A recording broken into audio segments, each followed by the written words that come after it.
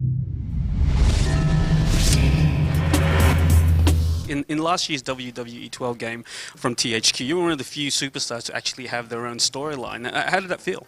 That was unbelievable. I actually didn't really know. I didn't know anything about it until the THQ guys told me. I did a press release with them down in FCW, Florida Championship Wrestling, which is development school for WWE in Tampa, and it was crazy. I mean, it was just like a huge honor for me to do that, and it's sometimes hard to believe like how much has happened in such a short time with that.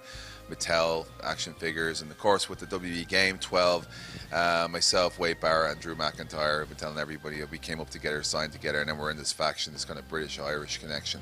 So especially with Regal too, really was a mentor, has been a mentor to a lot of us. So it was pretty cool. But the thing about it was like on the back of All Stars as well. I think the Sheamus character got a high profile in that game as well, which is a lot of fun. They're putting the matches or the fantasy matches and me and the Ultimate Warrior. So there was a lot of stuff in there. So I was just very excited about it. Did you get to play yourself in WWE 12 or All Stars at all? Did you agree with the decisions they made about you?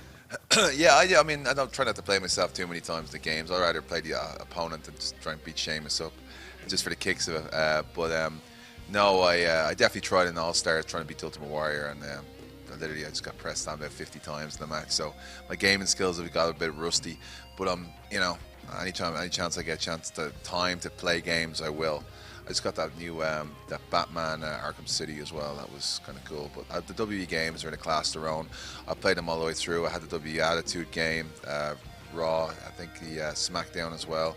All the SmackDown games for PlayStation as well, and WWE 2000. And I played them all, especially THQ has really just raised those games to a completely new level. So correct me if I'm wrong, and correct me if your wiki page is wrong, but I read that you used to be a former IT technician, is that right? Yeah, heavily emphasized the former part there, just heavily emphasized that. So why didn't you stick with the IT technician route and go to wrestling instead? I could give you a million reasons why I didn't stick with the IT and not come to WWE, but this really was the goal for me. WWE was always something I wanted to do, and IT was a great way to make a living, but it was just a means to an end. It wasn't something I wanted to do. Some of the guys got really freaky with the computers. I mean, they'd be like kissing. I find them kissing PCs and the other IT guys and lying on them and stuff. It was kind of weird, man. I don't know what was going on there, but as I said, I had my dream to become WWE superstar, and here I am right now in Sydney at St. Patrick's weekend, and having a great old time. And it is amazing. You did mention that your rise has been pretty meteoric. You've been in the WWE for a few years now, but you've already won the World Championship a couple of times. What are your goals? What motivates you to keep going then? Success and passion and drive, and that's what it is. It's like never being content with what you have, always wanting more, and always striving to get more, or achieve more. And that's really what it is for me. It's just I'm never comfortable or never happy with what I do. I'm always trying to be better, and I'm always trying to think of ways to better myself and better my performance and better my matches. Okay, now you have, over the last few months turned into a pretty hot crowd favorite. How does that compare from when you first started in the WDU, when you were like, you had a lot of heat on you, and now you've become, like a true good guy. Like, what do you prefer to be in front of a crowd? I don't know about much of me. It's a true good guy. I mean, I don't really think I've changed too much. I mean, yeah, I think the great thing from then and now is that I'd like to see it be a bit more seasoned. I'm more mature. I've evolved a lot more.